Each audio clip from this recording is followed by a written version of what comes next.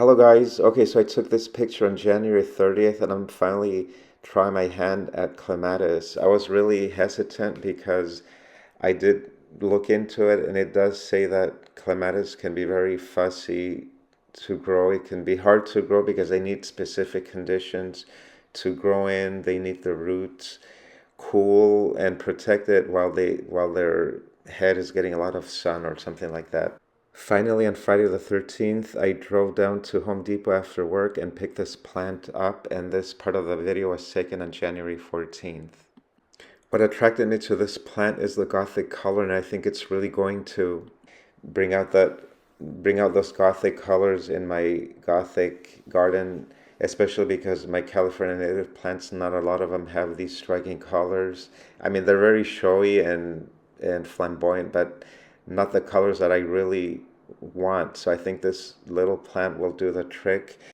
Okay, this is where I decided to plant it next to this statue, and the reason why I did that because I think it's going to give this plant some protection. It'll protect the roots from the sun in the afternoon, and at the same time, it's blocking the plant. So hopefully it'll grow up soon enough so that it'll grow taller than the statue so it can get more sun. Also, when the sun shifts, it'll be getting way more sun than what it's getting right now. And they need the roots to stay constantly moist, I think, and we'll see how it does. Again, this is the first time I'm trying this, and because I didn't want any large vine to cover up the whole trellis, that's why I chose this clematis, and it was just a perfect combination of color and size. The label indicates 9 feet to 12 feet. And in this video shot here, this is what it currently looks like now. Also, I didn't know that clematis will not climb any thick tubes or thick supports, and I think this arbor trellis is too thick for it. The tubes are too thick, so what I had to do, I had to add a lot of jute on here to help it, to support it to climb. So hopefully it works, and it looks very messy right now, but I'm doing the best I can, and especially because this is my first time with this plant, and now I'm finding out that it's more work than I thought. Also, when it comes to winter pruning, clematis is grouped into letters. This one is a group B plant, and the label indicates ideally a light spring pruning, varying stem lengths is all that is needed. You may wish to prune hard every second year to rejuvenate the plant.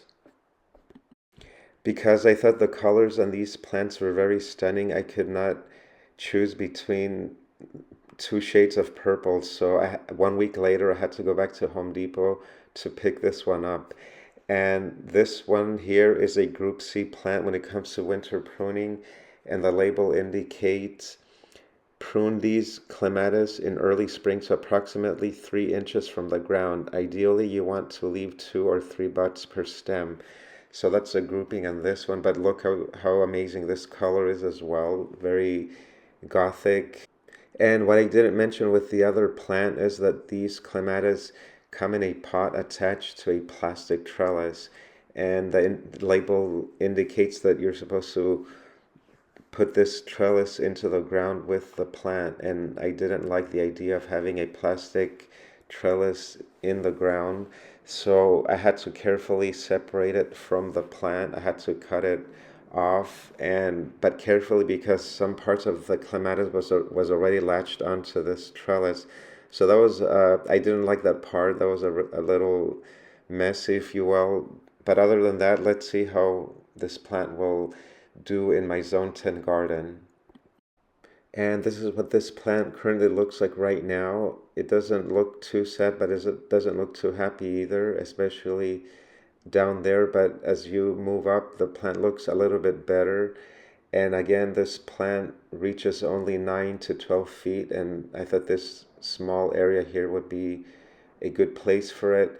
So it's done a lot of climbing already, more than the other one. And I'm not sure if it's because it's getting more sun, but look how tall it's gotten. So it's almost reaching the top of this trellis. And of course I had to add extra support as well, because these plants need a lot of support. I have placed some stones down there to hopefully protect the roots and keep them a little cooler. We'll see how this plant will handle this punishing heat out here and hopefully does well. And I'll be amazed if it'll survive its first summer.